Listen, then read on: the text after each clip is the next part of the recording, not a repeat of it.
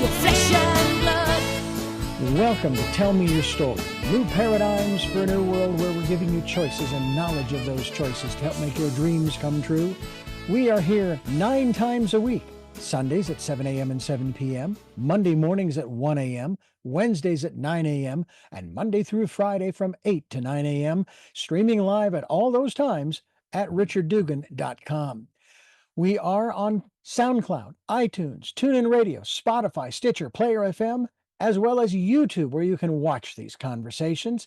I hope that you will take time to subscribe and click notifications so that when a new conversation is posted, you'll be notified and you'll be able to tune in, listen in, and learn, and be entertained and inspired. A reminder that Choices, which is my book, 5 Steps for Life, it's available on Amazon.com in paperback, hardcover, and Kindle with Audible, soon to be released. We also ask that if you can support the work that we are doing financially, we do have a PayPal account. It is there for your security as well as ours. And when they ask for an email address to whom you're sending, please go to richard@richarddugan.com. That's the email address. If you go to richarddugan.com, there is also a link directly to PayPal so that you can send us whatever support you can. And we thank you to those who have helped and to those who will help. We also ask that you take time during this decade of perfect vision, the 2020s, to go within to that quiet, peaceful, calm, still place and listen to that still, small voice. And with that, we now take you to our very special interview and guest here on Tell Me Your Story. And welcome to Tell Me Your Story, New Paradigms for a New World. I am Reverend Dr. D. Richard Dugan, and he is my special guest. His name is Kurt Krueger, and he is with the Peacemakers organization, Peacemakers, CN, as in network.org. And first of all, Kurt, welcome to the program. These kinds of conversations, I think, are extremely vital, and I'm glad you're with us. Well, I'm not sure if I should call you Dr. D or... Hey, Richard's fine. All right, Richard's fine. I had someone refer to me every single program, Reverend, and I'm just going, okay, because I use it. Well, I actually am well, I won't even say that. As a universal person, I have done so much interfaith work. And when I talk about interfaith, people have faith in science.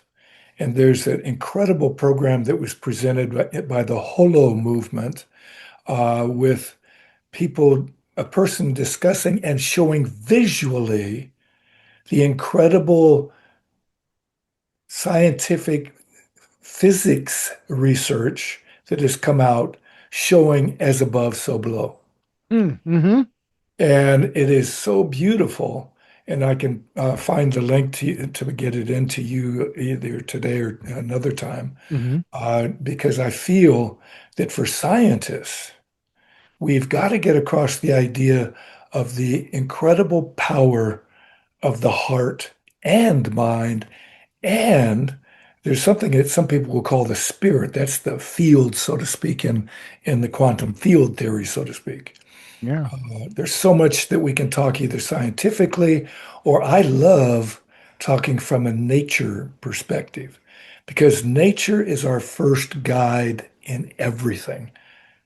We birth people certain ways originally. Now we do it at the doctor's behest because he's got another surgery in 5 minutes or whatever it is. And life gets to be magical when we actually follow life's guidance.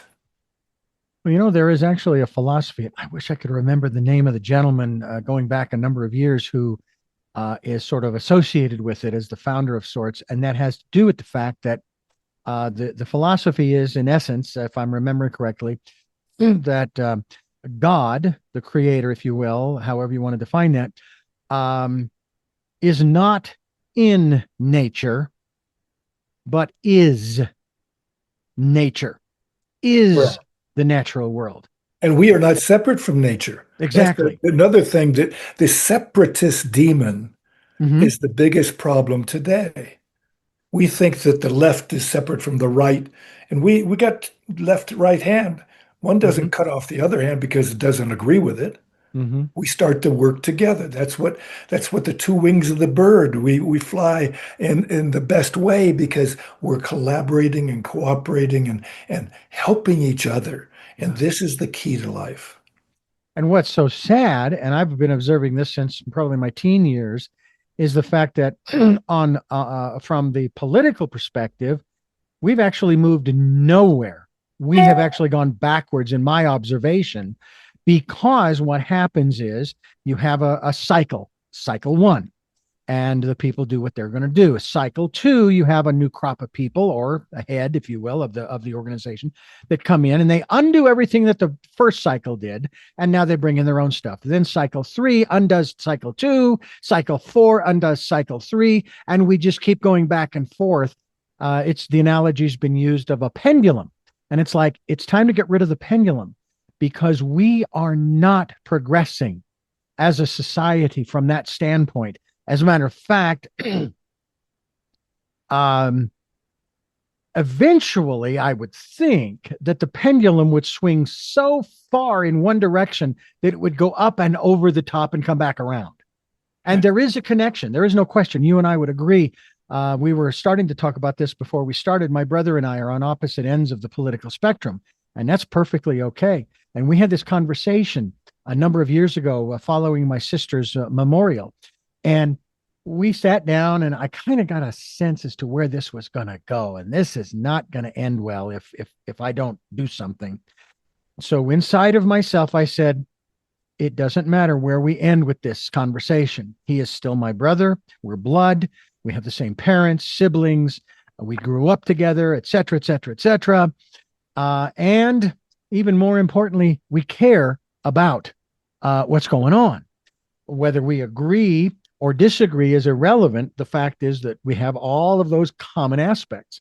So when we got to the end of the conversation, we actually agreed upon three issues or challenges that needed to be addressed. We may not have agreed on how, and that was irrelevant. The fact that there were three that we agreed upon was wonderful.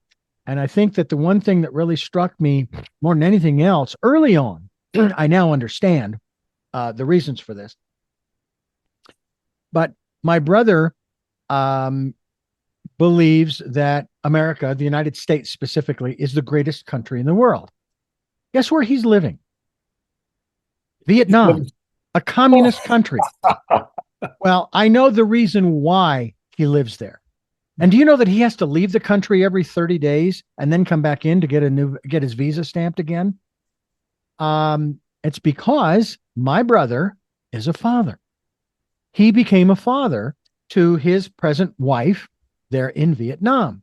That's why he lives there, not because of any other reason. And he'll come to the States every so often and visit and so forth. But I think that's where people get off the rails because they make assumptions. Because I even made the comment that I'm really surprised. Now, this was before I understood that part that I just shared. I used to make the comment that my brother is so tightly wrapped in the flag. I don't know how the hell he breathes. But I understand now, just like I was born and raised in Phoenix, Arizona. I don't live there anymore. I live in Twin Peaks, California, before that, Santa Barbara. I couldn't take the heat. I love the city because it's the home of my mother and my three remaining sisters. I couldn't live there. Well, okay. And we all have to make choices. Let's jump into this aspect of the peacemakers. Kurt, first of all, talk to us about how where this comes from. And again, that website is Peacemakers CN, and that's network, if you will, the cn.org. Will be linked to that website as well. But give us a rundown on how this all started, and also how this all started for you. Why do you care? Boy, well, I've been an educator since 1969. Actually, about 10 years before that, I was teaching swimming. but that's a different form of education. That's physical education. Most people don't think that's education, but it's sure one of the most necessary things if you live anywhere near water. You want to be safe to be so on. Uh, as an educator, I taught physical education and I taught social studies. And I always taught in the ghettos of Los Angeles. I was raised in a small little town that was half Hispanic and half Caucasian. And many of my friends were Latinos, and they didn't want to use Spanish with me except calling me a baboso and pendejo and things like that Mm. at times. And I would call them something at times. But we were playful, and they wouldn't use it because they thought it was denigrating. And Spanish is a beautiful language that is used by so many people. And it's a way to get people to understand each other is through learning another language. We in America have a problem with languages. Mm. We are so isolated from other languages that we usually just speak one. It's like most Americans have only traveled outside of the country. 90% of Americans have traveled to Canada and to either the Caribbean or to Mexico. They have never left this area. Some people who are the more elite, so to speak, have been off to Europe, and very few have been to Africa or Asia. Comparison, and especially Australia, seems it's so far away. I've been to all of them. The only continent I've yet to get to is Antarctica. That's the same thing with people who have been in this peacemakers circles. We have people all over except in Antarctica yet. Mm. How I got involved with it is because having taught in the ghettos of Los Angeles, because my master's degree was in inner city education. Mm. I started off at a school in East Los Angeles, and I had a boy fall in front of my door with a knife in his back, that kind of a school. Mm. Uh, a teacher got his head kicked in by a gang that jumped the fence because he was like a Gestapo kind of a guy. George C. Patton, it was his way or no way or the highway. Yeah. Uh, when there's respect shown to people, when there's kindness shown to people, when there's caring shown to people, then things change. A little boy in the same class that had this person fall in front of the door, uh, he was failing the class in social studies, world history. We were studying Spain. I said, dude, you like art. So why don't you do this? Why don't you investigate your favorite painter in Spain, because that's where we're studying now, and paint a painting of him, and then tell the whole class, show the class the painting, and describe why he painted that way with that particular style. He chose El Greco. His common name, his real name was Domenico Theotocopoli because he was called the Greek in Spain. He was the first modern artist. He elongated saints' heads because they were reaching to God. They were higher and closer to God. That Mm. was this modern artist idea. And he explained these things to the class. He ended up getting an A in the class because of all the things he started to do and got to find out, hey, history is interesting. I can focus on art history. I can focus on this kind of history because it's not just one, but you learn about other aspects of culture and so on. So we get to be able to take people's gifts and use them, like in our peacemakers circles. You happen to be maybe a very great specialist in technology. Well, your technology can use AI to be able to help us cross-pollinate the different kinds of people that come to our peacemakers circles. Because Mm. we have people from agriculture to education and in education, you can reduce violence by 90% using character education within 2 years. Mm. And that was done at a refugee camp. The person went down to Johannesburg, where my wife is from. Did the same kind of a program designed specifically, though, for street people, for homeless people. She had 90% reduction in violence there. When we bring it into Los Angeles Unified or New York City or any of the schools, we won't have to have police officers there like we do now. Police officers get paid more than teachers, Hmm. oddly enough. Teachers make scientists, make the police officers, make all the kinds of people, but the least paid are the most valued, are the most valuable. And Mhm. this is where our society, our education system is backwards. We should focus on our values, what we value. If we value peace, we can use science, we can use history, we can use math, we can use technology, we can use any which way of education to create more and more peace. So we started these peacemaker circles, but we also started something else with it.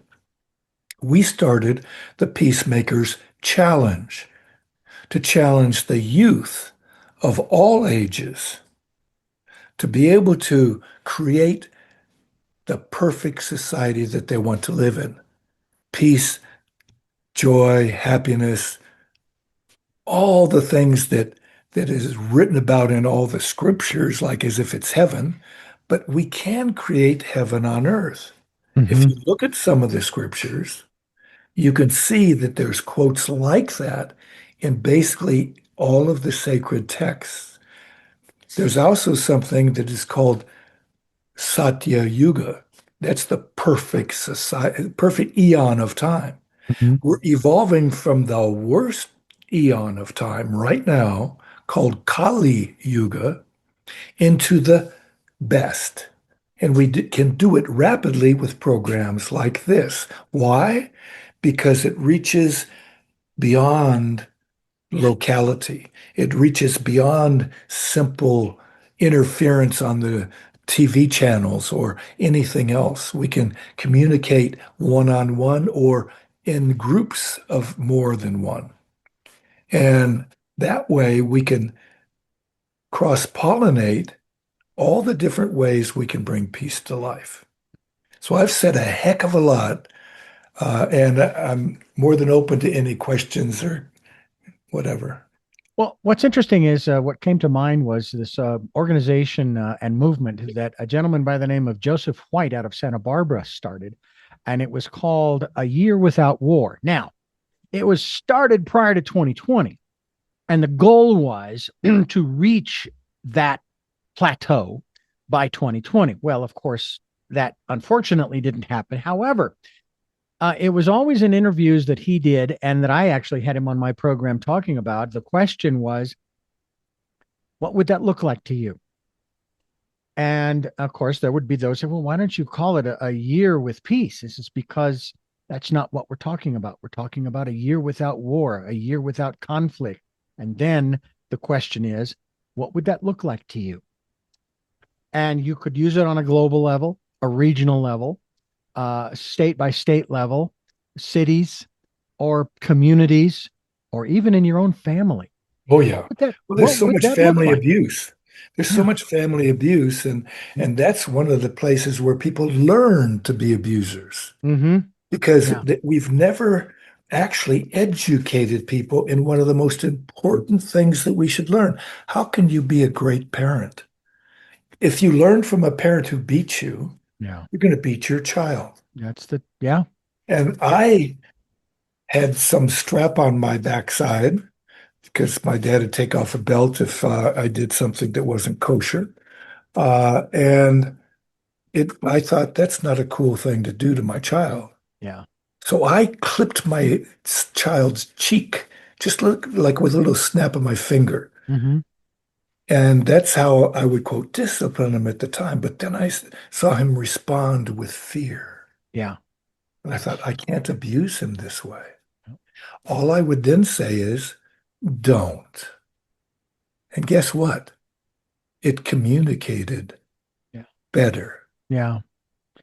Kurt Krueger is my guest. To peacemakerscn.org is the website, and this is Tell Me Your Story.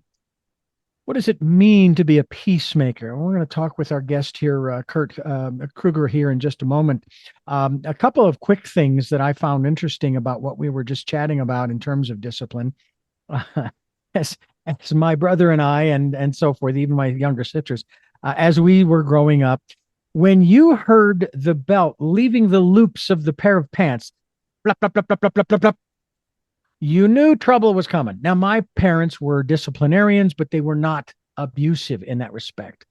And there's this wonderful comedian. Last name is, I think the last name is pronounced Klett, Kellt. And he has this wonderful little story that he tells about how his dad and his 8 or 9 other brothers, they would do stuff that would just irritate the daylights out of him. And he would have them go into the bedroom, and he would then get one of his belts, and, he would give them the strap too. Then there was this one incident where he described what happened, and he and his brother were told to go. His father said, go into the bedroom there and wait for me, because they knew what was coming. And so they're sitting there on the bed looking at the belts hanging off of the closet door. And one of the boys says, do you think it's gonna hurt? And of course he says, yeah, it's gonna hurt, and they start to work themselves up into a frenzy. Well, the next part of the story is they come walking out of the bedroom, and they're starting to walk past their dad, and he goes, where do you think you two are going? And he says, Dad, we took care of it. In other words, they paddled each other. Okay. And sort of a humorous part of that. But one of the problems we have in our society, not just on a local family level, but globally for that matter, is that we have not found a way to communicate what, and I know this is different for everybody because every culture is different, but to communicate a socially acceptable behavior that does not take away your individual rights, but also fosters community responsibility. Well, we actually have some ways to be able to get people to be able to be much more what you might call sane. Talk to us about that. I've worked a lot with character education and restorative justice. Give you I've an heard about example. that. Restorative justice is people get punished because they're taken out of society, and America, the land of the free and the home of the brave, incarcerates more people than any other country in the world, and that includes India and China, and they have billion people. Yeah, We only have 350 million. that's right. I mean, this is insanity. Now, when I was teaching at Stockholm University, I actually gave a program for the Swedish prison wardens and priests, because they have a priest at every prison in Sweden.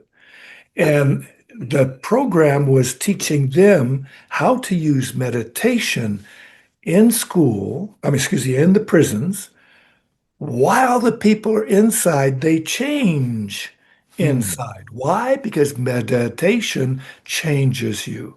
It gets you introspective. It gets you to be able to clear the mind. Because one of the world scriptures says, be still and know that I am God. Yeah. And how do you know that you are God? By being still. Why? Because there's nothing separating you at that time when you are still. And this is the reason people all over the world have meditated in one way or another. We keep and teach a very incredibly simple practice of meditation. I'll guide you in it right now because it's all work and no play. It doesn't work for me. Okay. So I want you to put your hands on your lap, palms facing up, and as you're ready to breathe in, we're going to bend backwards, breathing in as we say, thank you for peace in everything. And as we breathe out, everything is peace. Notice I brought my hands to my chest, to my heart area, touching it. Thank you for peace in everything, everything as peace. Thank you for peace in everything, everything as peace. Thank you for peace in everything, everything as peace. I'll explain now that your mind is calm and can hear, and we moved a little bit Hmm. because the body needs that Yeah. movement. Yeah. And we have muscle memory so that if we start to rock for some reason, your body's telling you, chill out Hmm. when you get used to doing this practice. And as we repeat this little simple mantra, you might say, the cue word is the word used by psychologists. We cue ourselves to say, thank you for peace in everything. Why? When we have peace inside, we can see more peace outside. And if we don't see it outside, we can see ways to create it. Why?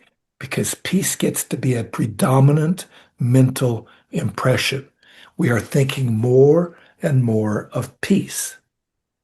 That allows us then to become more peacemakers. And just doing it three times a day, you're successful.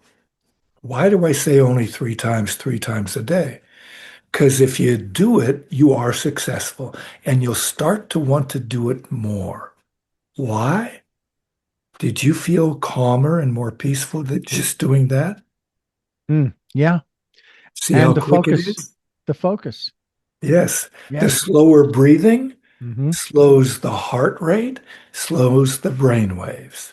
Physiologically, that is so. When we focus on one chosen thought, it focuses the mind on one chosen thought rather than all these random thoughts like a mindfulness training does. Mindfulness training makes you pay attention to those thoughts, watch those thoughts, but don't grab onto them. Well, that's easy for some to say.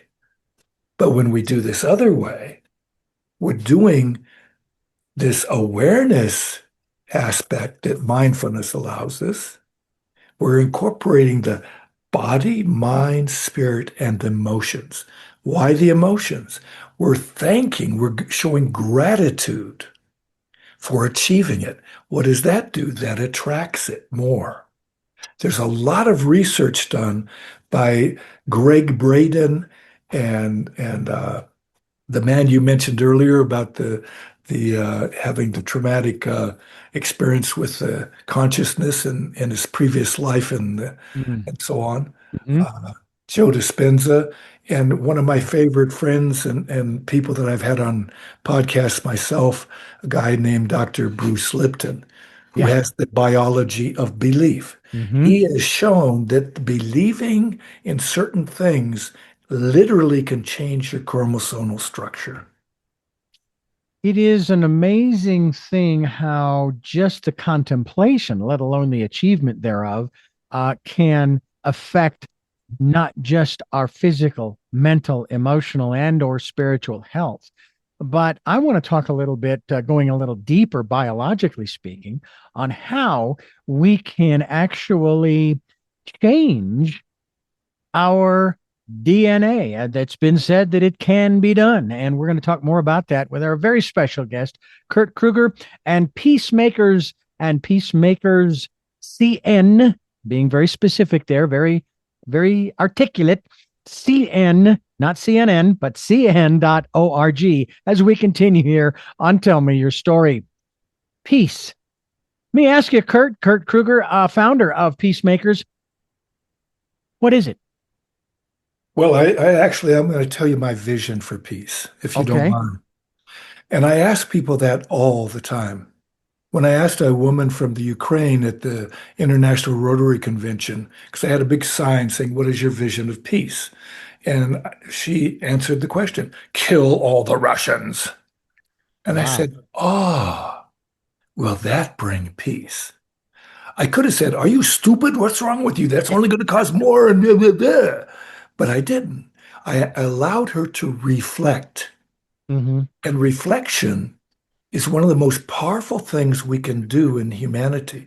There's ancient scriptures in Kashmir Shaivism, an area of north part of India that had some incredible teachings in the 7 and 800 AD called Kashmir Shaivism.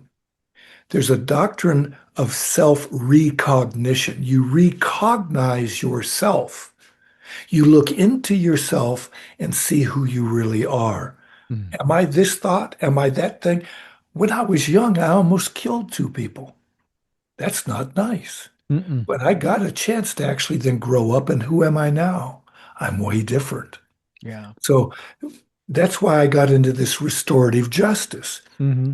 When we rehabilitate people in prisons, because Sweden has proven that 80% of the people are rehabilitated in Swedish prisons. We have 80% return. Mm.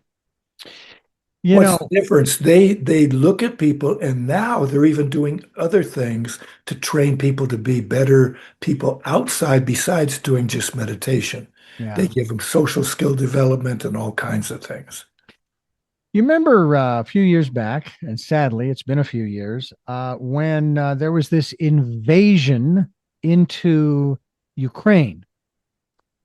And the first thought that came to me was if I only had the financial wherewithal, I would get a round trip plane ticket to Moscow.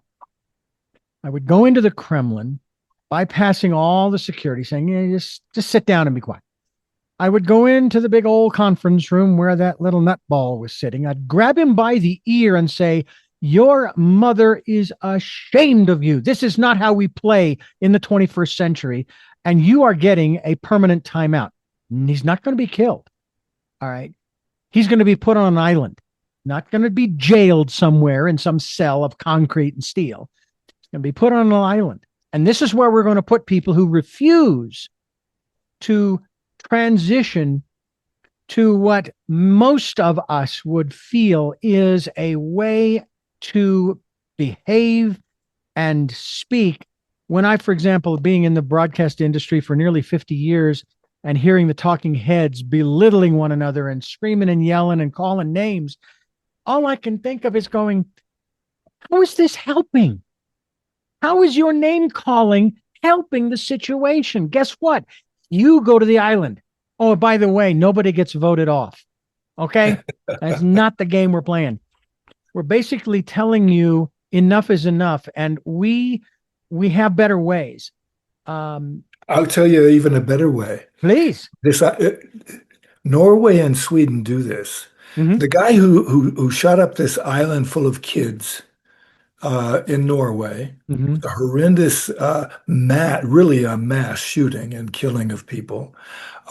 He is on an island, and there's no keys to the buildings that they're in. They're in little like their own little huts, so to speak. They get good food and they get people that talk to and so on and rehabilitate them somehow. And uh, but there's no locks or keys or anything like that.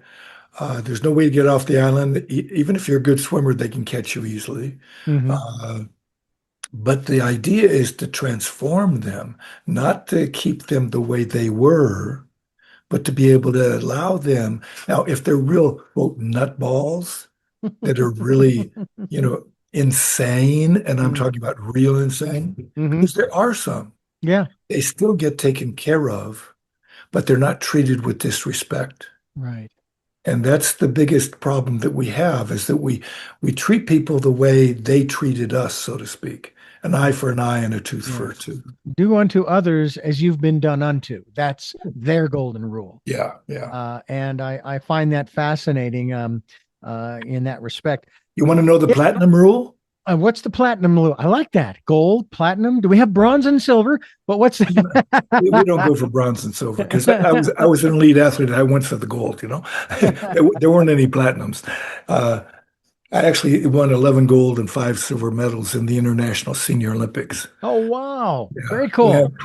yeah. And Congratulations. yeah, that was in swimming. Hmm. My identical twin brother talked me into entering it, and I hadn't trained in over 11 years. But Mm. because of my sports psychology and understanding of life and my nutrition at the time was superior. Mm. Most people don't know very much about nutrition. It can up your IQ by 20 points. Yeah. Imagine that.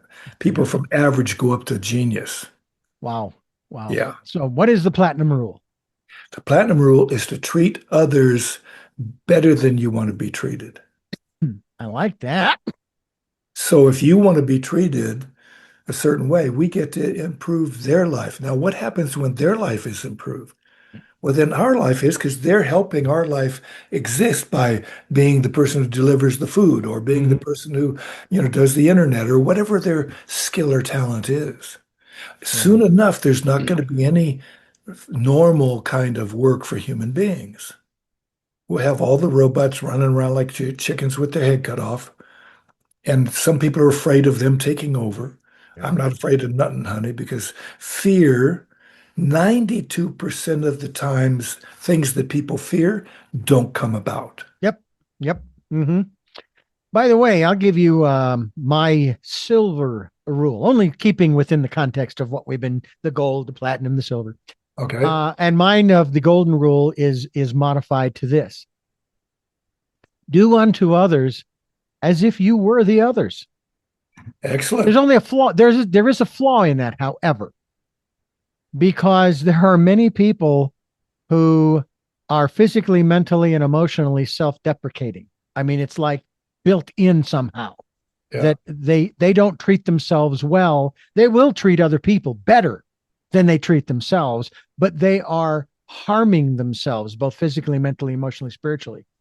Um, I'll share with you also this 4-step program, or 4 steps I came up with. It's also in my book's Choices, 5 Steps for Life, that I came up with following the 2016 election. I got sucked in September of 2016, and took me 6 months to get unsucked. And I came up with this plan, this 4 steps. The first one was the hardest, because I had to say the words out loud. They had to come from my throat. I had to hear them in my ears. It wasn't something I could think and say to my inner voice, And that is, thank you, teacher, for teaching me how not to be. The next one was was a little easier, and it was, I forgive you, but more importantly, I forgive myself for allowing myself to be dragged into, in this case, that particular quagmire. Number 3 was a question, and it is not a question that's begging the person to change. It's a question of wanting to know, understand, and that is, what is it that you are, as you just mentioned about fear, what are you so afraid of that makes you be this way? Again, I am not asking you to change. I just want to understand, because it will help me to understand me as well. And then, of course, the fourth is one of my guests gave me, and that was, I love you. And you have to mean it.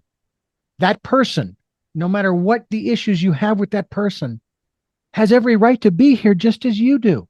You don't have to like who they are or what they do or what they say, but they have it's like Shakespeare said, all the world is a stage. We're just players. We're all players.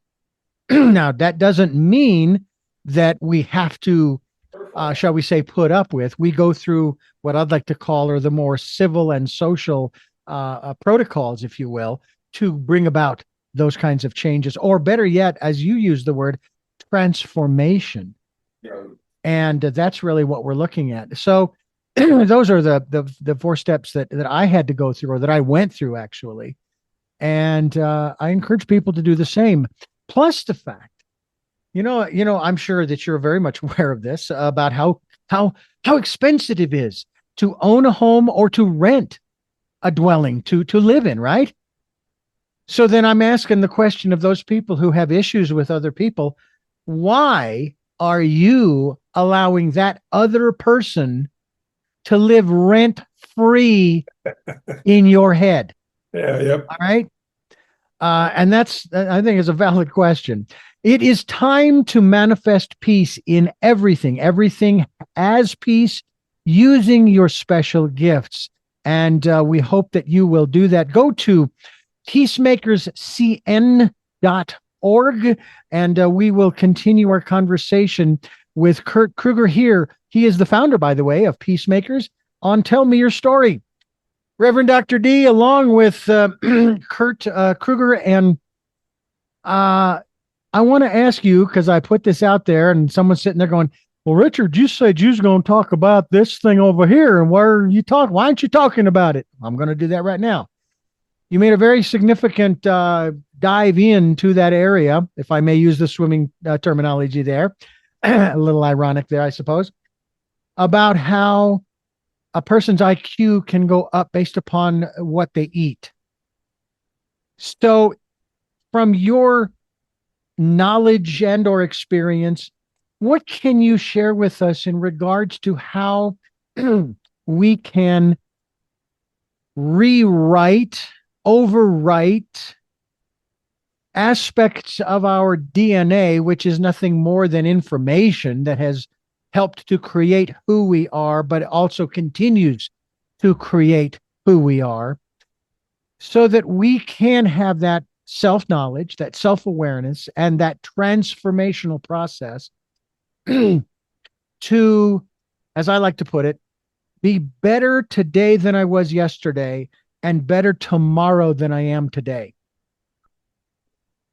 That's a perfect kind of a thing. What is it that we can eat or do or but to be able to really be transformed? Mm-hmm. Dr. Gabriel Cousins, who's probably one of the best nutritionists I've found in the world, he got me to come from having had sepsis. I lived through sepsis. My immune system and my adrenals were 20% within 3 weeks of eating what he told me to eat and not eating what he told me not to eat, and taking intravenous vitamin C at a certain dosage. I was back to normal. This man has one of the best peacemakers websites that I know of. He and a man named Ray Potter have the best peacemakers websites that I've seen. Uh, Gabriel has been on podcasts that I've done on peak performance practices, because we teach people in the peacemakers circles to be peak performers. Why? If you're a peak performer, it's helping peace spread faster and better, and you being healthier, wealthier, and wiser. You may not have tons of money, but you're extremely wealthy. How does this wealth come in? It comes in with incredible peace of mind. It comes in with the joy in doing what we get to do. How many people can spend 10 or 12 hours a day and feel totally energized? Well, Dr. Bruce Lipton can, and I can, and you can. Dr. Bruce Lipton flew back from New Zealand. You know how long a flight that is. And the very day he gets back, he's on a supposed to be at the time just an hour and a half program, but he stayed on for 2 hours. Mm. He then went to an after chat of this Humanity Rising Global Solution Summit program, and he stayed another 2 hours. This was after traveling so far. Why? Because what he speaks about is the biology of belief. And when we believe in something and we imbibed it so much that we are it, that's where Mother Teresa can start to walk across machine gun fired area of no man's land, so to speak, in Sarajevo area during the war there in Sarajevo and Yugoslavia, former Yugoslavia area, and machine gun fire stopped. Mm. She went across and got some children from an orphanage, and other people followed her because the machine gun fire had stopped. That energy that that woman had, she didn't have a big sign saying, I'm Mother Teresa, I'm doing this, and I want to do that. She just did it. Mm. That power, that force that people sense. If you've ever met the Dalai Lama or some other high being, so to speak, what some people, and I'm raised Catholic, and like a saint. Imagine meeting my patron saint was San Antonio. He was a saint faster than Saint Francis. Mm. He was canonized a saint faster than Saint Francis, and look who he was, you know? So we get to emulate that. When we do that, we can die tomorrow. I could have died on the hijacked airplane I was on. It didn't matter to me. I was in bliss. Why did I get into bliss on a hijacked airplane? Because I did a practice that got me into a deep state of meditation at that time. Mm. That's the Mm. power of meditation and the practice. I'd only been practicing intensely for 3 years. Thank God I'd had those 3 years. It was good timing. Yeah. Yeah. It's I have to say that I was very privileged when I was working back in Phoenix in I think it was the late 80s for a Christian radio station.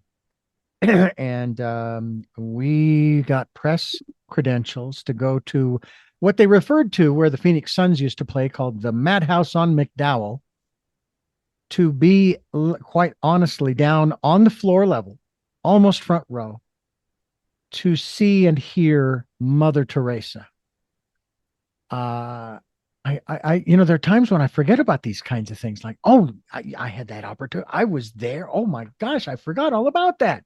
I have a similar thing, except I didn't get to see her. Why? I left this international transpersonal psychology conference in Bombay a half hour before she came. I didn't Hmm. know she was coming. Had I Yeah, known she was going to come, I would have stayed with no problem. But yeah, I went back to this place called an ashram that I was living at. yeah. And I met the Dalai Lama. I've met Thich Nhat Hanh. I've hung out with. There's a lady named Anandamayi Ma. Oh yes. That woman, I got to touch her feet. Oh. And she's talk about a saint. I mean, in any religion, you call her a saint. Hmm. uh, when you feel that presence.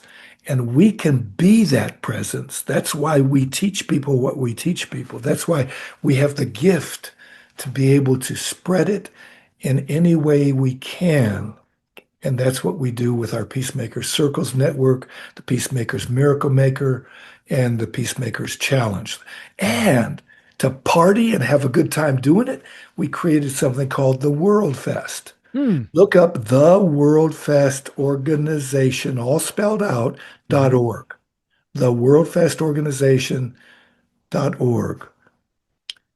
You look up that, it has 6 things that have to be uh, at each of these World Fests that will actually culturally transform a society in a very short time while having fun, Yeah. while eating good food of all kinds of ethnicities and so on, Hmm. and hanging out with people and doing cooperative game activities. How many people do you know a game called a cooperative game? Hmm. Can you do quick draw? Can Yeah. you? We have all kinds of fun games to be able to play. We asked students at the school that I taught at. It had the biggest Latino gang in the San Fernando Valley called the BV in Barrio Van Nuys, and we had never a problem with gangbangers because we taught in the physical education program fit for life ideas, not just sports. We taught character development and fun. We Yeah. had a Cholita. A Cholita is a gangbanger girl. She's in a gang. She would stand out on a soccer field and not move her foot if a ball came right next to her and help her team out. She just stood there and waited for the class to end type of a thing. But when Hmm. we got them to create a game, the kids create a game. You give them any choice of a ball or equipment, you give them a range of the field, and you create a game. And they decide within a week they've designed an amazing game. Yeah. This girl would not stop playing that game. Wow. Yeah. Wow. So we can transform the world through fun and games. And that's the whole idea. My PhD, I think I told you, is in playing happily daily. So I Mm. want everybody to have a PhD. I can send you information about happiness because we did design a happiness class at Van Nuys Middle School. And years later, kids are still doing the homework. Well, I got a question for you. I've asked many of my guests this question in Yes. regards to our What the founding homework is? documents. I'm sorry. I said what the homework is. You know exactly what the homework is. Yeah, what is the homework? Actually, I think I know. 'Cause I have four questions here that have popped up, and I will put those out there in a moment. But the question that I've asked many of my guests in reference to, for example, our founding fathers, and of course, we just celebrated 250 years of existence.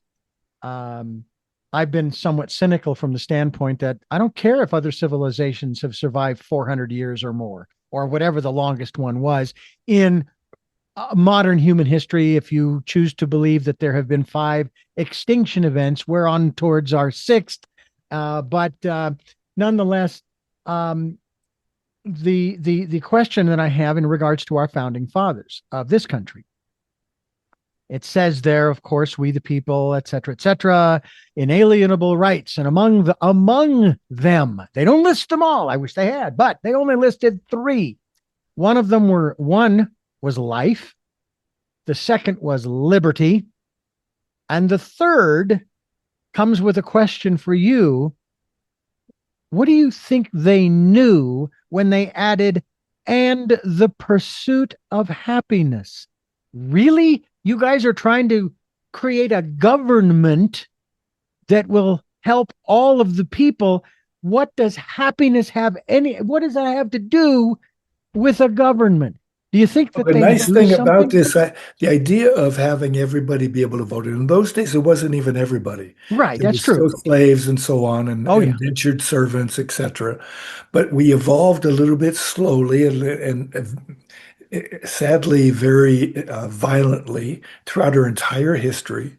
I know about it all because I've studied American history and world history so much.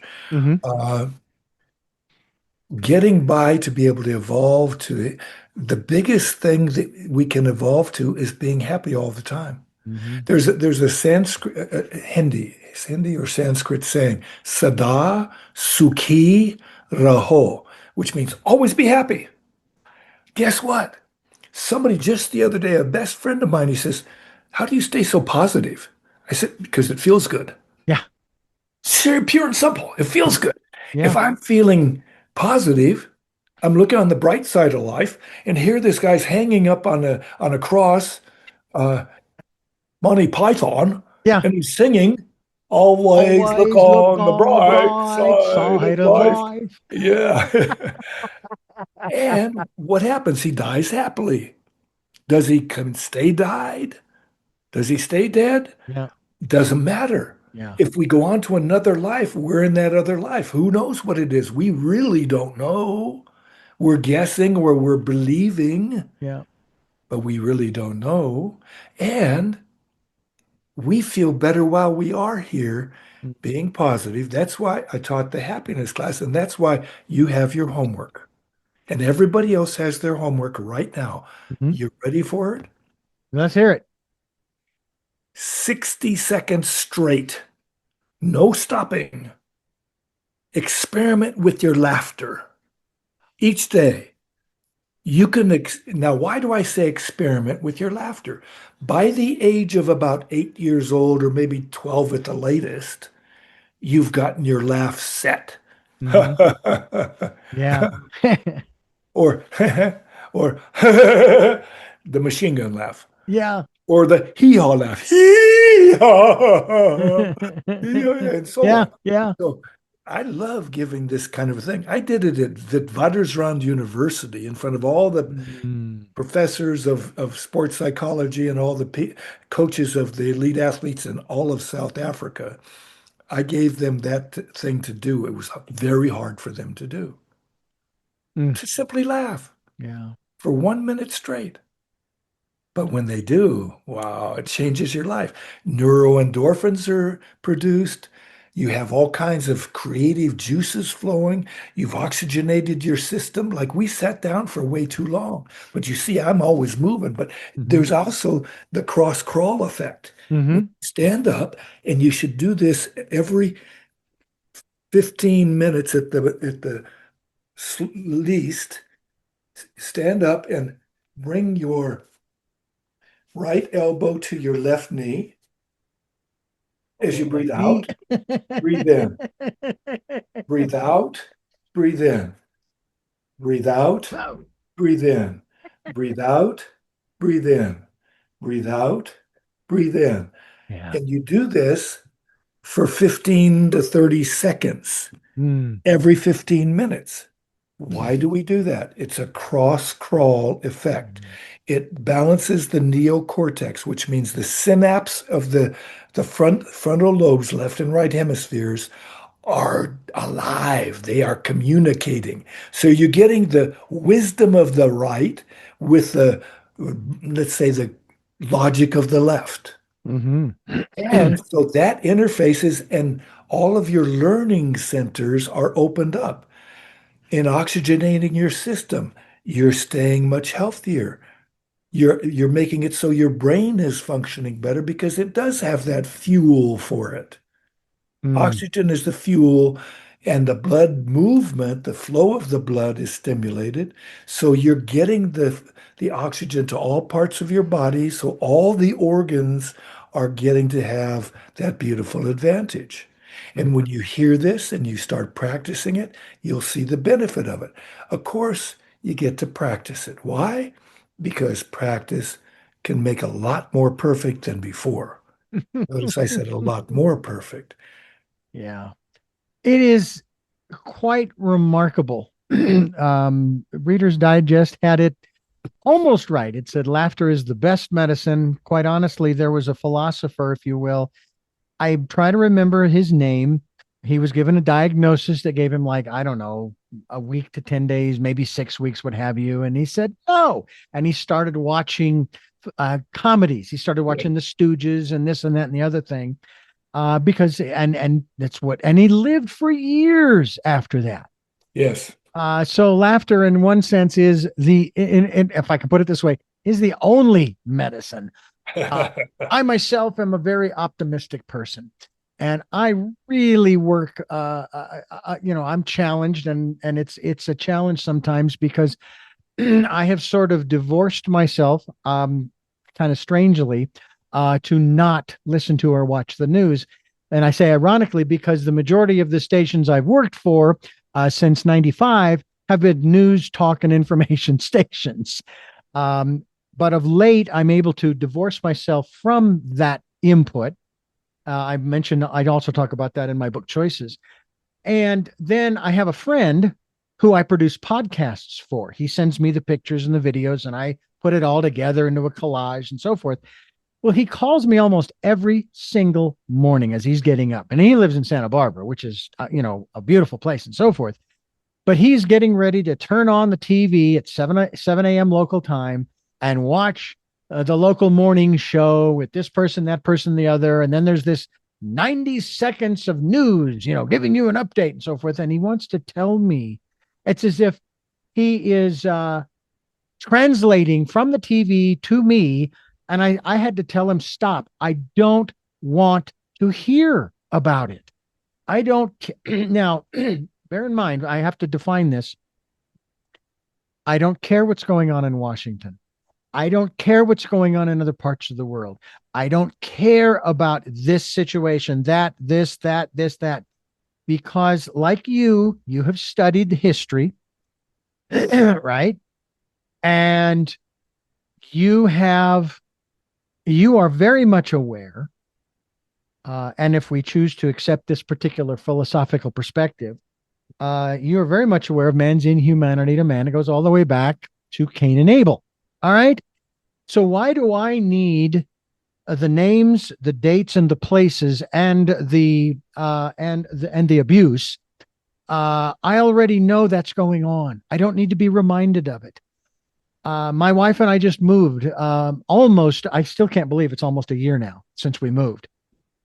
I get that adrenaline, that, excitement when I start thinking about the various DIY projects that I've got going, right? I love it. I absolutely love it. And it excites me. It really does. It really thrills me to know that my wife and I um, uh, have not owned a home in now, it's 20 years. And now, boom, here we are. And it's been fantastic. Matter of fact, there's one project in particular. I'll briefly share this, and I'll keep it very brief, in 30 seconds or less.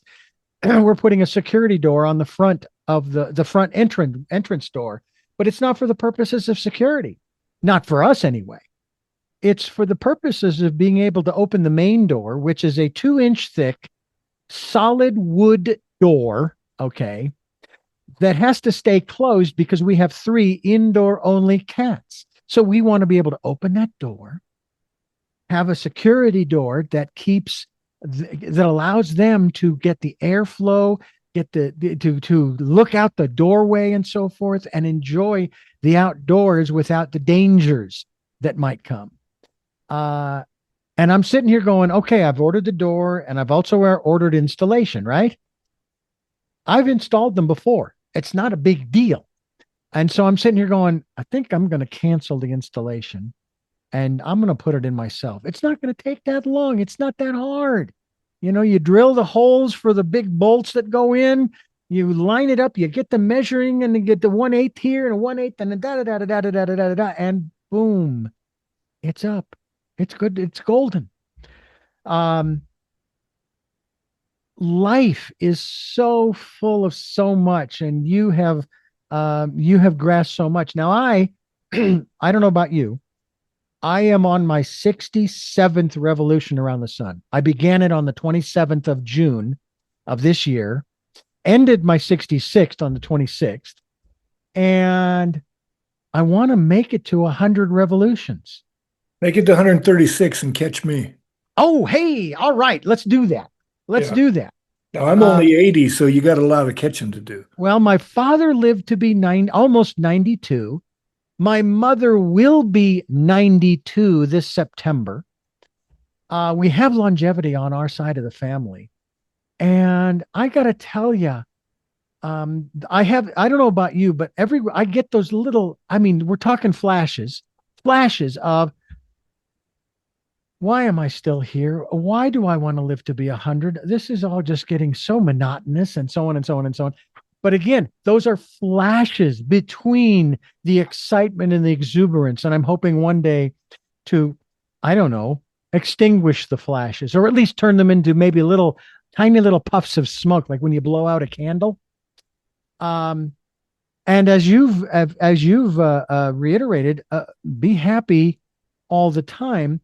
Although, Kurt, I have heard it said that there are people who are happy all the time, and they're in institutions. So I guess it's a question of how you view it. By the way, we want to talk a little bit about some other information that's available to you folks, and it's exciting that we have this opportunity to talk with Kurt because he's given me some information about a book that we want to talk a little bit about regarding the Peace Lab, and it has to do with winning ways for living. Now, there are 2 other books I have read, and I actually read them simultaneously, not actually with one in each hand or anything. One is called The Science of Getting Rich. Now, I used to have one perspective, and after reading this book, I have a different perspective on making money and so forth. It's epitomized by the passage from the New Testament: "To whom much is given, much is expected." In other words, there's a lot of responsibility if you've got a lot, and I'm willing to take on that responsibility. I don't want to hoard. I want to help. Then there is another book by the son of a gentleman I used to listen to and actually run his programs on the Christian radio station I worked for. Believe it or not, Christian radio station. And the guy who was giving the talks was not a pastor, but everybody thought he was. Zig Josephson, Ziglar. Michael Josephson. Zig Ziglar. Oh, Zig Ziglar. Yeah, I met him. Yeah. Well, his son, Tom, wrote a book having to do with something along the lines of how to win. All right. And one of the most incredible aspects of that was how it shifted my perspective on things. Now, it didn't have to shift. I didn't have to shift much, but it was more along the lines of maybe not necessarily cementing this into my brain or anything, but it was more sort of a reminder of or a confirmation of what I've always known, always believed. And I guess it's epitomized by my mother's review of my book, where first she congratulated me on getting my book published. And then she said, I learned things about you I always wanted to know. And I thought I better call her a little more often.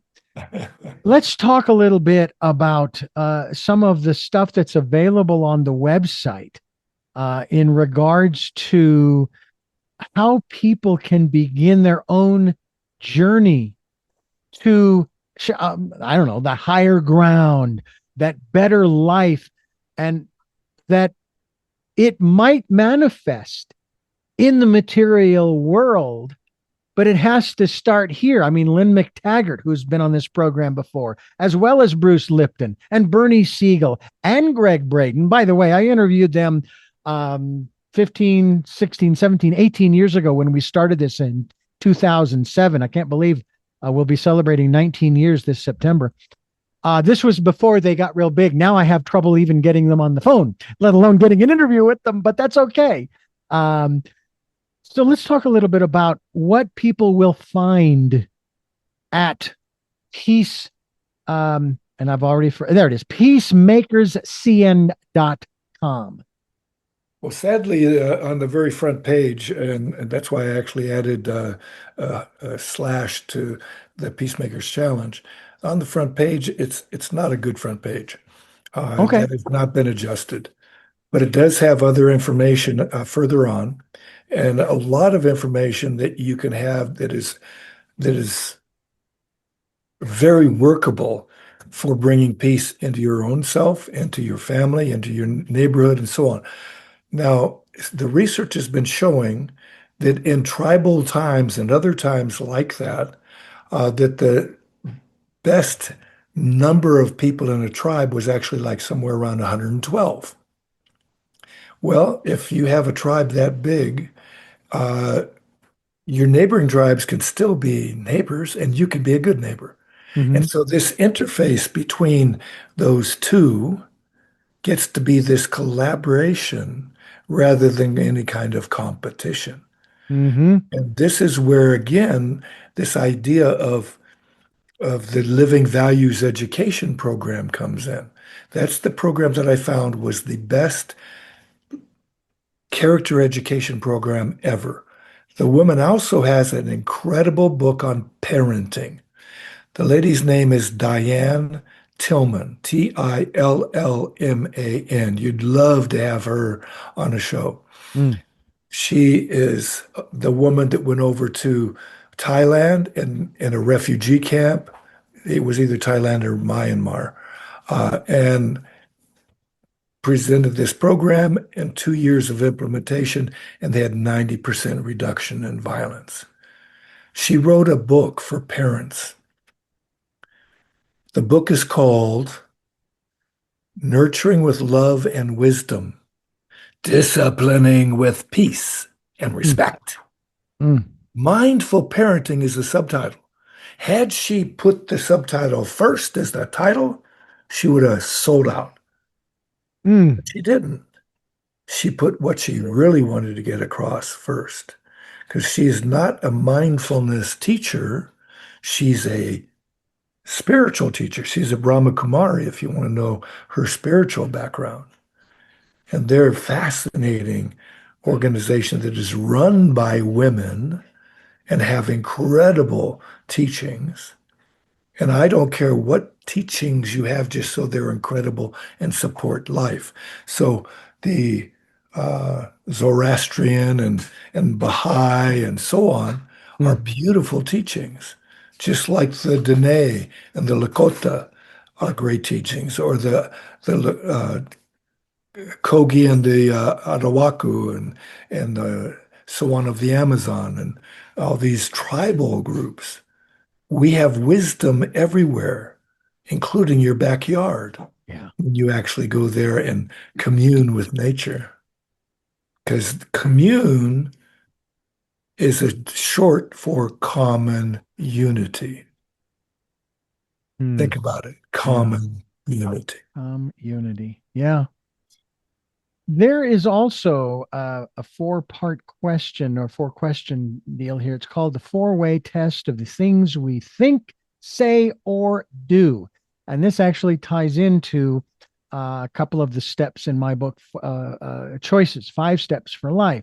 And the first one here is it the truth? And then there is it fair to all concerned? Will it build goodwill and better friendships? And will it be beneficial to all concerned? Now, when That we comes from talk, the Rotary International. That's the four-way test for Rotary International. I like I'm a that. Rotary Club member too. I've got some good friends who are also members of Rotary as well. And I find it fascinating that when we talk on this program about looking for those new ways of living, because the old ways don't work. It's obvious because look at the situation that we currently have in the world and in different parts of the world.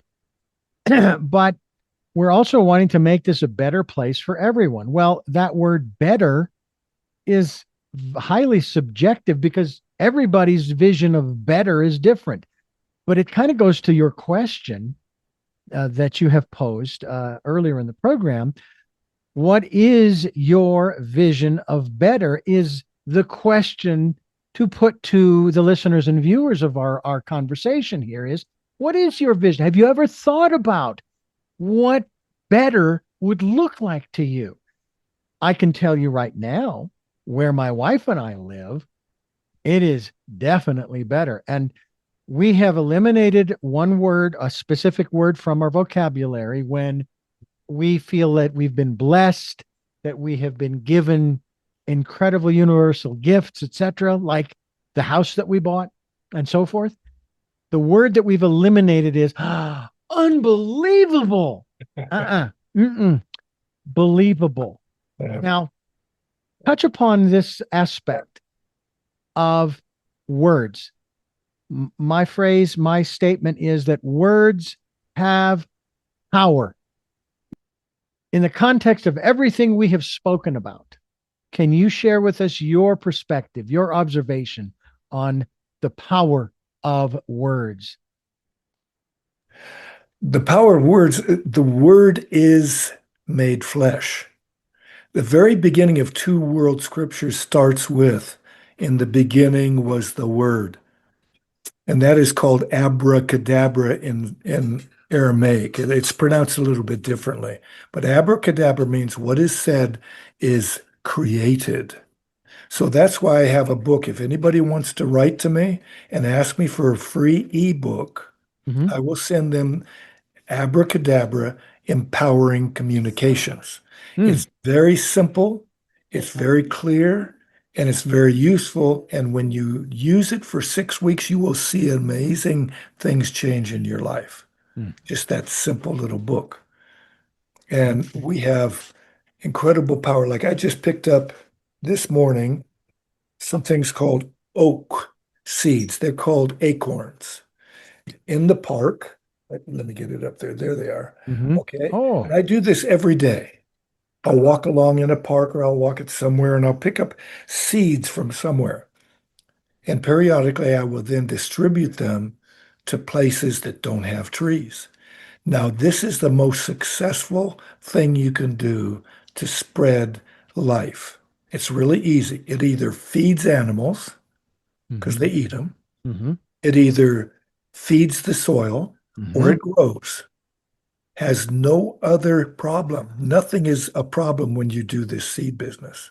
Yeah. So anybody can do it. So Johnny Appleseed is just the same with smiles. Hmm. Walk along the street and say, "What's bringing you joy today?" Not the normal kind of question, Yeah. because you'll get a rote answer. This allows a person to reflect and get a personal connection with you. And that's the important thing, Mm. is this personal connection, because personalities can blend better when we have that connection. We look people face to face, as is your outline on your image that you have on your screen. There are those who see lightning bolts. And I've looked and looked and looked. I'm going, well, maybe the guy wearing the hat, it might look like a lightning bolt, but and I remember uh when I came up with it, and it was about 19 years ago. I actually, when we moved to Santa Barbara, I wanted to come up with a logo. So I went to a company there in Santa Barbara called the PR Store. And I said, design for me a logo. I gave them the parameters. And I didn't like anything they had come up with. So I thought, you know what? I'm a creative person. I like the heart. Yes, beautiful, beautiful. Peacemakers. And I came up with this, and then with the earth in the center, because we're trying to new paradigms for a You're not new trying, you are world. doing it. Yeah. Again, this is one of the, I'm coaching you now, and I'm sorry I didn't ask for permission. No, no, that's I'm open. I'm open. And what we get to do is we get to do this. I'm not trying, I am doing it. You're doing Mhm. it slowly but surely, Yeah. at the rate that you can, with the resources that you have, as best you can. And this is the beauty of what we are doing together, Yeah. because then we rise together. Yep. Yeah. Exactly. I We're loved in what a, Greg Braden told us about. He said there was a study that was done, and you talked a little bit about this concept earlier. The study that was done, they wanted to measure the productivity. And so they had group A and group B. And group A's focus was on collaboration and or cooperation, if you will. Group B's was on competition. And so when it was all said and done and they had produced whatever it was they were producing, there was a way for them to measure the productivity. There was a scale that they had. And obviously, because of what we've talked about, the way it came out, the group that used collaboration and cooperation, their productivity was much higher than the group that was competitive, which is why I've had as my philosophy in my business, in my radio career, whenever I have been, for example, operations manager, what have you, I never cared about what the other stations were doing. And I would be asked, don't you care about your competition? I said, no, they're going to do what they're going to do. And if they want to, try to beat us, let them have at it. That's fine. My goal, similar to what I said earlier about self, is I want the station to be better today than it was yesterday and better tomorrow than it is today. And that doesn't mean that there's anything wrong with the first two phases of yesterday and then today. It is what it is. Okay. And it may be very good, but there's always room for improvement. And that's what we here on this program are trying to foster and spread and elicit through. And what you are doing too is that, there might be pockets of peace, but we would like to really have peace for everyone, everywhere, including those that we observe who do not seem to be real peaceful, and their outward manifestation is a reflection of their inward lack of peace. I'll show you a clear example of the Peacemakers Challenge. Mm-hmm. I have two nephews whose father is a Marine major, I believe, who had a severe injury, but his wife is Italiana and beautiful and very sublime. The little boy, the older boy, is like an opera singer. He's like a Pavarotti.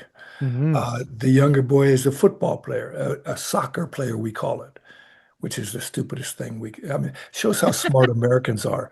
Yeah, You don't want to exactly. touch your foot to the ball in football that we call it, Yeah. and you go around socking people, and we Mm, call that thing that only uses their feet soccer, yeah. and etc. But that's just what Americans are doing.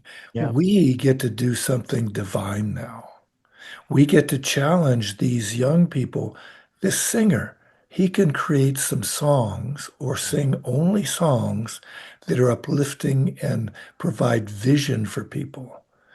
And the soccer boy can use his soccer skills to be a platform for joy for some people, helping many people learn the soccer, Hmm. but also to be able to be it in a cooperative manner. Now, when you said about this cooperation rather than, or collaboration rather than the competition, Hmm. Darwin said the survival of the fittest, didn't he? Well, I Wait think a minute now. the Did he or actual, not? I'm sorry, Did he or not? the word actually wasn't of the fittest. If I'm remembering correctly, somebody was correcting someone else who was using that phrase, and he said, Uh, survival of the strongest. And there's maybe a subtle difference. It might be semantical, but the word was actually, from what I recall, they debated and actually went back to the original text, and I think the word was strongest. But again, I'd love yes, you that's to. he did say that. Yes. Darwin actually said that the survival of the fittest is basically who are the fittest when you Yeah. ask them and you look into it deeper Hmm. are the ones that collaborate. Why? Because the species that collaborated more, Hmm. like the pando aspens of southern Arizona, uh, they have 250 miles of one tree. And Wow. in the southern part of it, if it is dry season in the southern part, those ones up in the north that have more water will help fuel the ones down needing more from Hmm. them. Hmm. And there was a great conference at the Claremont schools called the Pandopopoulos Conference, and it was put on by oh God, what's his name?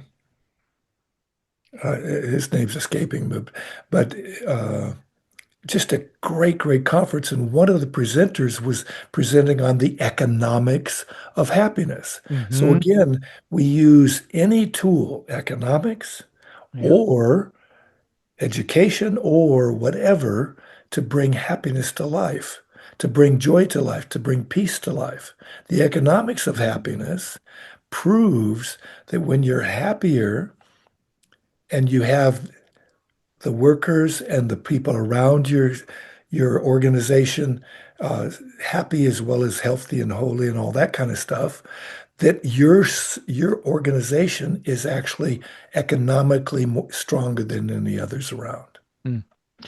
And I can attest to that reality because and when I share this, this is not to criticize the employers I have. No, because I have always had the freedom to leave this job and go take another job that makes more money.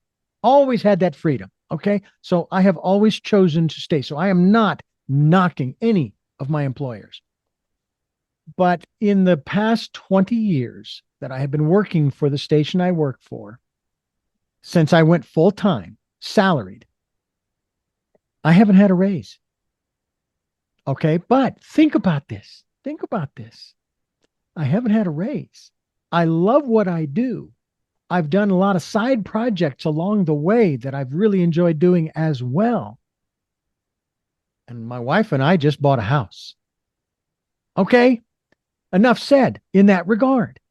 It's not about, do I want six figures in my bank account? You bet I do, because I want to do more. I want to do more. And I have done an awful lot with what I have been given. And I'm very excited about the prospects for the future, both the immediate and the long range. And I think, too, that's one of the things that I have tried to share with people as well. And again, I have no criticism. I have no qualms with Elon becoming the first trillionaire. That's congratulations. Okay. Wonderful. You're doing some incredible. Who knew that we could have a private space program? Who knew? Or the beginnings of what will become probably more affordable electric cars. And the list goes on. And all of the other people along the way. I mean, I think about Marconi and his contribution to my career. I mean, my goodness, I owe him a debt of gratitude, along with many, many others. Or So look at Nikola Tesla has the Tesla coil. that's And right. Dr. Gabriel Cousins, when he was living in Novato, actually, he was living in Petaluma, Hmm. uh, had in his garden a Tesla coil. And he's Yeah. got all these vegetables growing huge. Yeah. When I talk about huge, beets that are this size, they're Oh, so tasty. And squash and this and that and the other thing.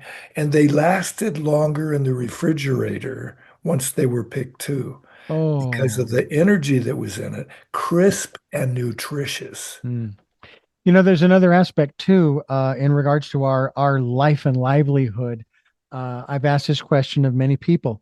What species other than man stores up for more than one season?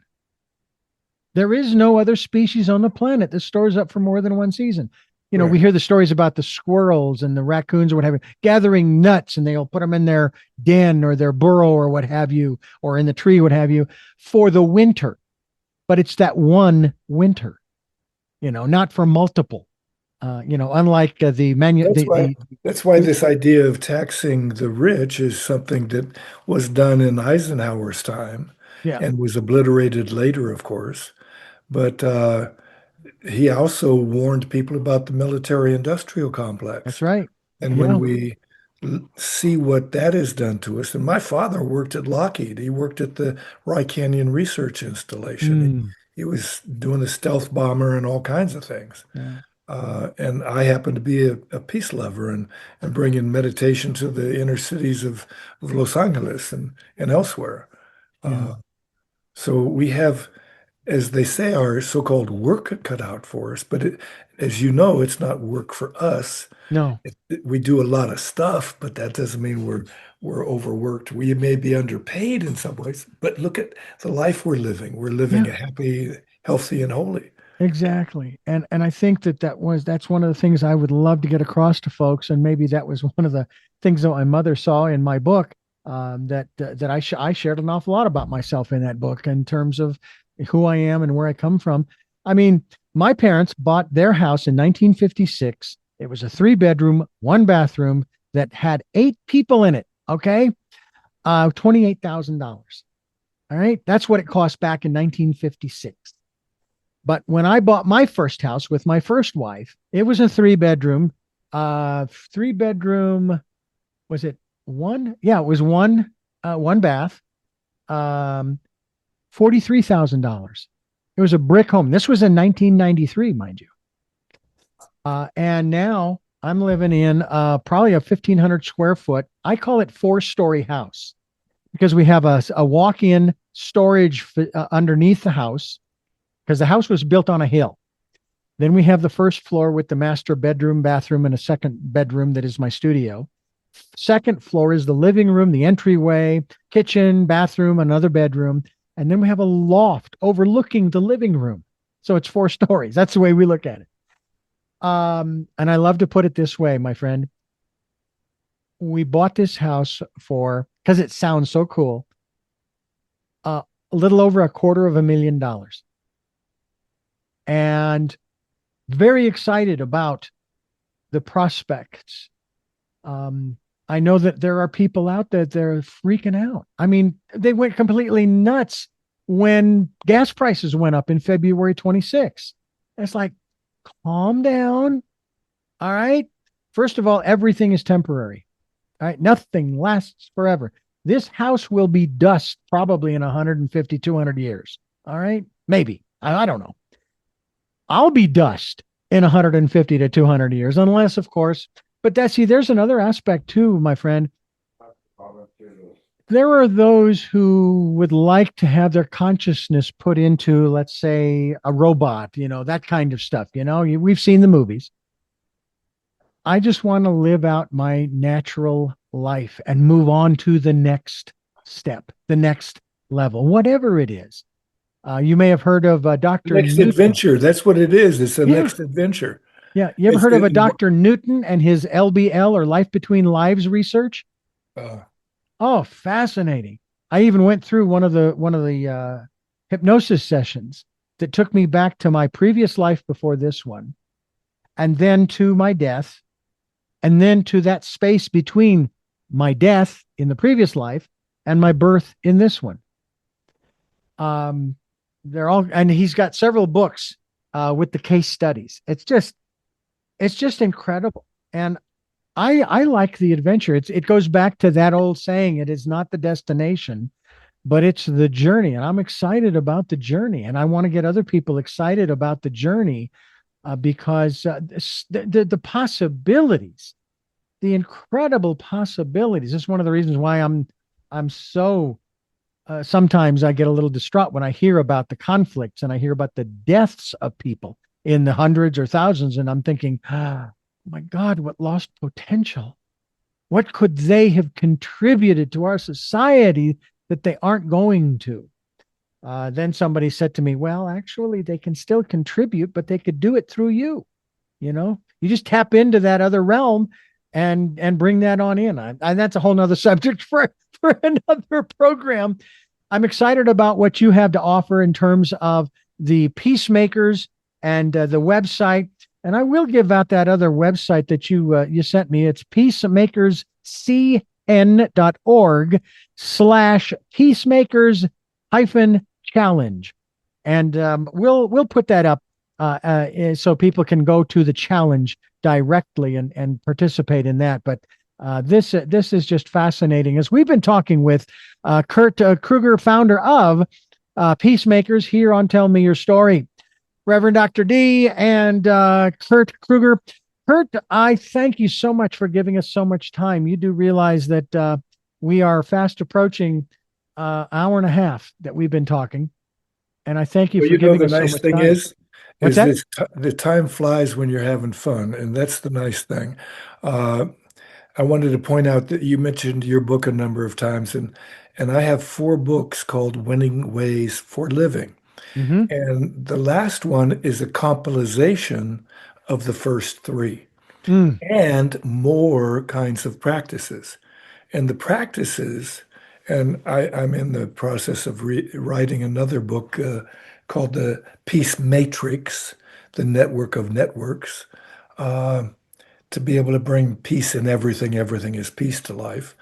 But the Winning Ways has a lot of body, mind, spirit, emotions continuum kind of practices, like the Pythagoras's mm, practice. mm, Pythagoras was not just a philosopher, was not just a mathematician, he was a philosopher and amazing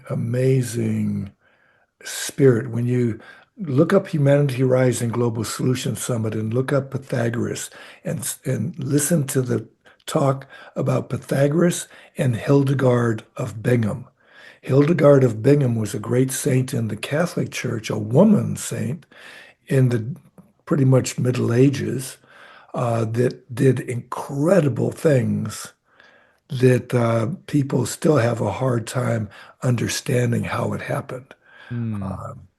So I love to prompt people to things that we are still adventuring in. Yeah. And this Well, adventures in consciousness is so powerful. oh, absolutely, absolutely. And winning ways for living, of course, will have people will see that between the two of us as they watch the YouTube version of this program, and we'll have a link as well so people can get a copy thereof. And I can't thank you enough for being a part of what we're doing here to try to change the world for the better for everyone. As a And we kid leave growing up, everybody with a salute. The military has their salute. mhm, Peacemakers have our salute. Dig and it this. is, It came from a 1950s TV program first produced on the West Coast. First program ever produced on the West Coast that Mhm. went national. And it was called the Space Patrol. Their salute was this, the perfect sign over your eye like a monocle. And Ah. you go zoom. That was their sign. They said zoom. They said it, right? So what I imagine was like my logo is this heart. And you put your love goggles on. You look at the world as it is. It's just all love. Because what can God create? Only love.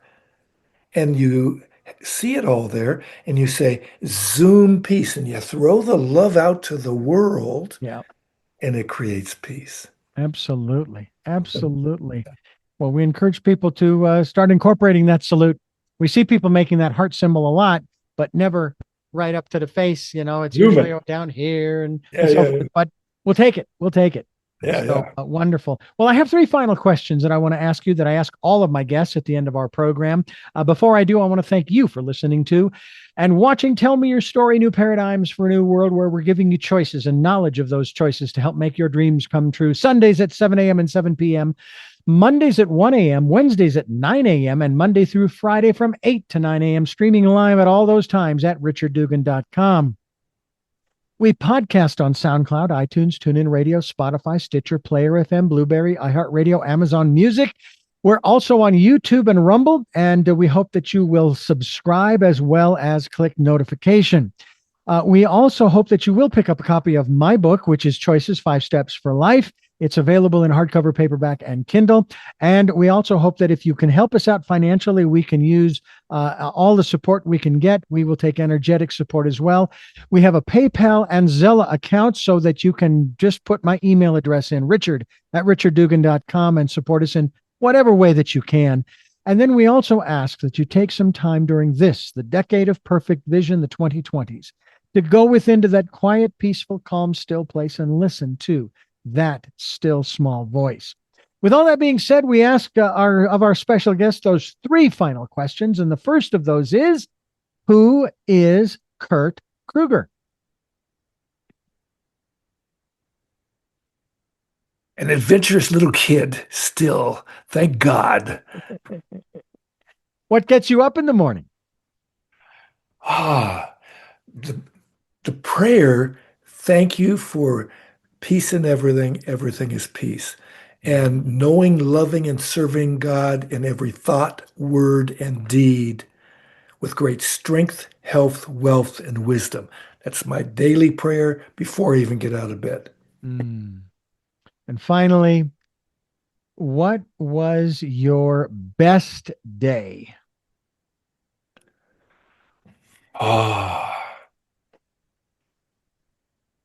I would say actually, because it united the family completely, I got to actually guide our youngest boy out of my sweet wife's body underwater in a backyard on our deck in the sun with our family and friends with us and be able to give him then to Therese to suckle. And then when we did the afterbirth and everything, to go inside and to be able to be with our family and the our other little boy that we had that's 3 years older by 2 days, and be together as a complete family. That's incredible. That is incredible. Well, thank Water, you so much for water sharing that. birthing, water Wow. birthing is the way to go if anybody can do it. And we had Igor Tcharkovsky, the water birther from Russia, at our birth. We were the first Americans that he worked with. Wow. Yeah. Well, thank you again for sharing that and for sharing yourself with our listeners and viewers. And I thank you folks for listening to and watching Tell Me Your Story. And until our next broadcast, podcast, videocast, love to all. Jeanette, I'm still listening. Dad, continue to be happy because I am. Smokey, I'll see you on the other side. Mike, thanks for being in my life and letting me be in yours. To my brother Michael, welcome to fatherhood. And to my dear friend Zorro, aho, aho.